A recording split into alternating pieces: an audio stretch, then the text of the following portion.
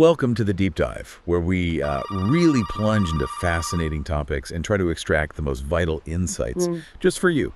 Today, we're tearing into the, well, frankly, terrifying world of Resident Evil 7 Biohazard. It's quite a ride, that one. It really is. And this isn't just another entry in a long-running series, right? It's a game that, you could argue, fundamentally redefined modern survival horror. Oh, absolutely.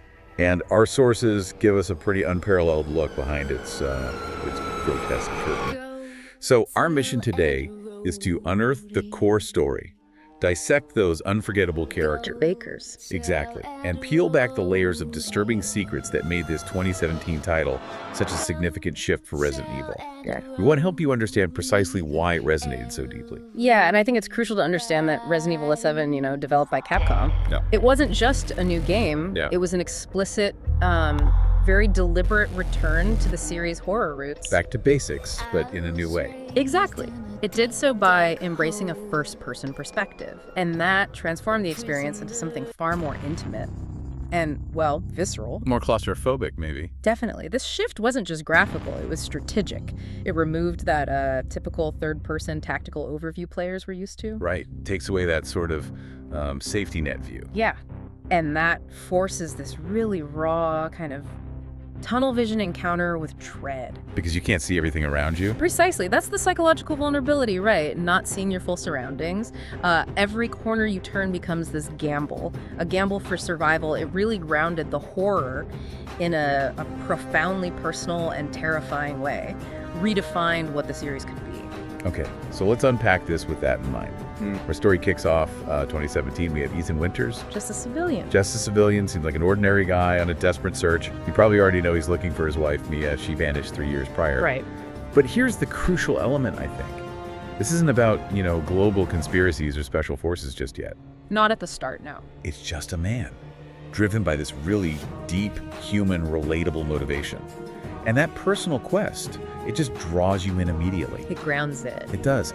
It grounds the impending biohazard in this universal, vulnerable fear, which elevates the stakes beyond just, monster slaying. Makes it personal. Exactly. So, Ethan's journey leads him to this derelict plantation in Dulvey, Louisiana. You can just picture it. Oh, yeah. Creepy. And what should be this joyful reunion? Well, it quickly twists into something far more sinister. He discovers Mia imprisoned in this seemingly abandoned house. But finding her is just the start. Right. The quiet dread of the location is just the beginning of the nightmare. And this raises that important question. How does that supposed reunion immediately just shatter all expectations? Yeah, what happens? Well, upon freeing Mia, she immediately exhibits this violent, erratic behavior. She attacks Ethan. Attacks him, his own wife. Yes. And this moment, it isn't just a shock, it's the visceral, abrupt catalyst for the entire horrifying chain of events that follows. It completely flips the expected narrative. The hero finds his lost loved one, turns it into an instant, inescapable nightmare. That's a hell of a twist right at the start. It's a brilliant narrative move. Throws the player right into the thick of the horror, blurring the lines between, victim and aggressor. And it immediately signals, this is a different kind of Resident Evil. Okay, so Ethan is thrust into this absolute nightmare. He's grappling with his wife's sudden, inexplicable violence. Which must be terrifying on its own. Absolutely. And just when you think it can't get any worse, bang, he's captured. By the welcoming committee. Yeah. The infamous Baker family, Jack, Marguerite, Lucas, and, well, also that mysterious elderly woman in the wheelchair. The Bakers.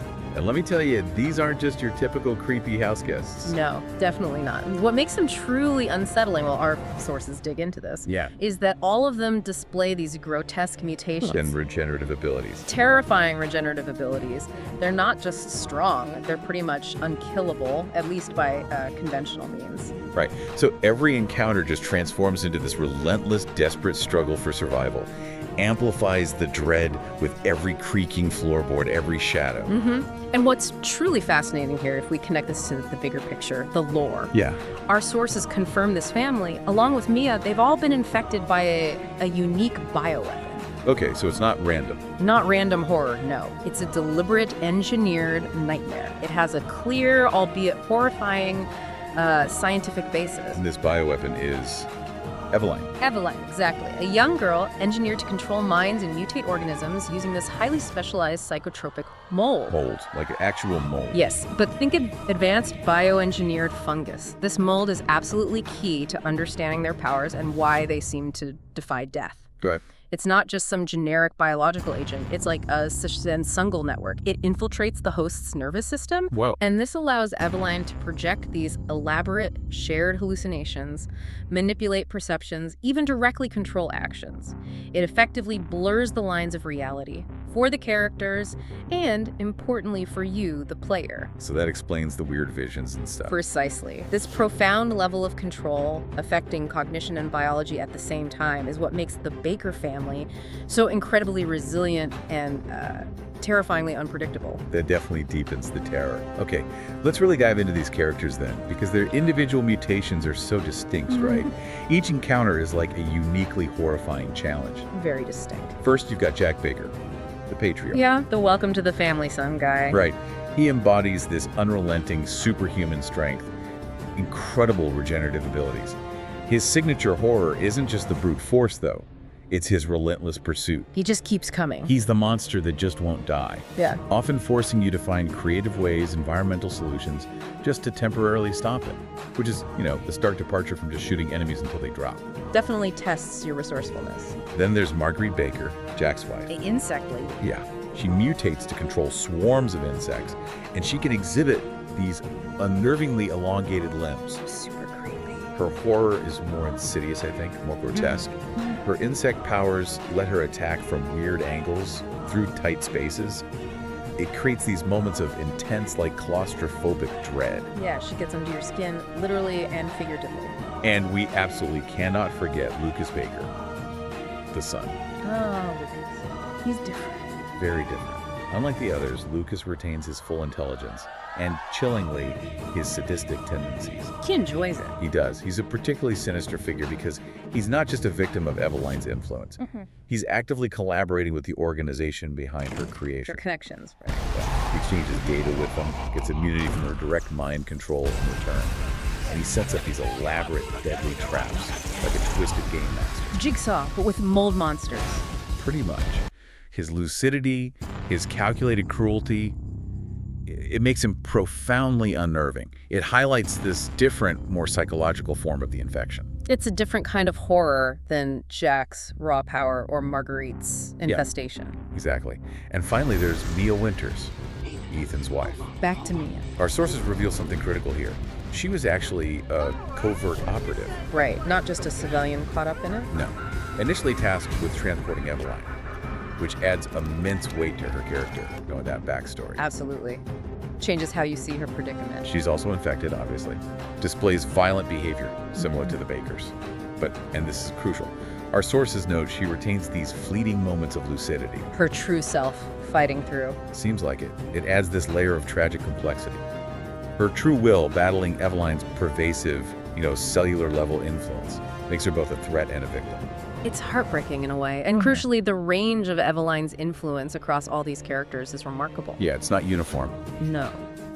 From Mia's conflicted state, those glimpses of her former self hinting at her past and that inner struggle, to Lucas's chilling lucidity and calculated betrayal, it shows the varying facets of the infection.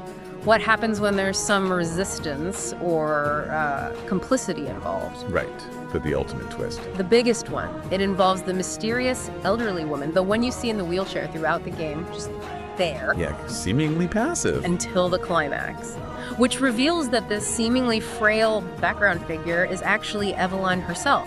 She's Eveline. She is, having rapidly aged due to her unstable bioweapon condition.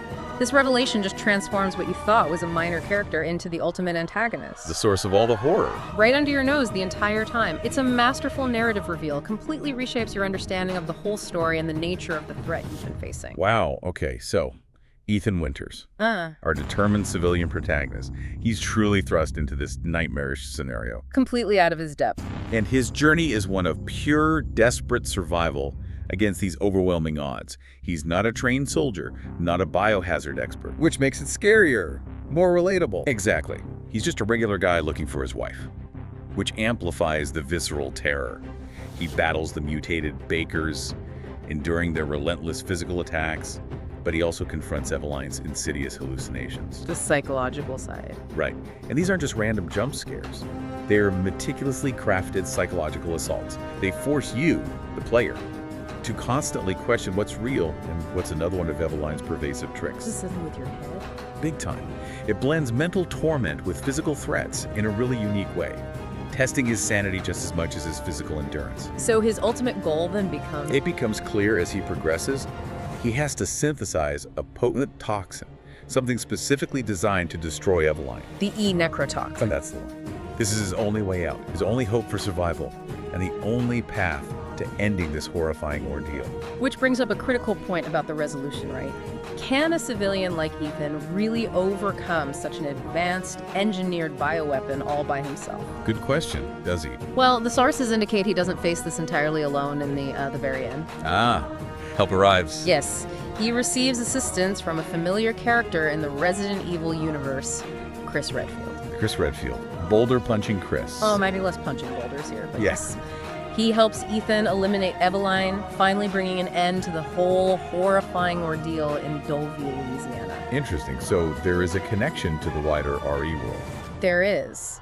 This external intervention highlights the immense scale of the bioweapon threat, and it subtly connects the game back to the broader Resident Evil lore, even while it largely maintains its unique, intimate horror focus. It shows the larger world is aware of these threats. Okay, so what does this all mean for you, the listener? What's the takeaway? Resident Evil 7, Biohazard wasn't just another entry in a long-running series. It was a calculated, really brilliant return to form. A necessary one, maybe? Perhaps. By adopting that first-person perspective, introducing this grounded yet grotesque family, and centering the whole narrative on a deeply personal quest, it crafted an incredibly intimate and terrifying experience. It felt fresh. It really did. It wasn't merely a good horror game. It arguably redefined what modern survival horror could be, proving the genre could evolve while staying true to its terrifying essence. Yeah, and if we zoom out, look at the broader context, it really shows us how a well-crafted narrative, even within a specific genre like horror, can masterfully blend things like character motivation, biological horror, and those shocking reveals. Like Eveline being the old woman. Exactly. To create a deeply impactful and incredibly memorable story, the combination of Ethan's civilian perspective, just a regular guy, Thrown into the fire. and this engineered bioweapon, Eveline, offers this unique lens, a way to explore fear and survival that makes the player's connection to the narrative incredibly strong and personal. It's not just about surviving monsters. No, it's about confronting the unraveling of everything you hold dear, your reality, your loved ones.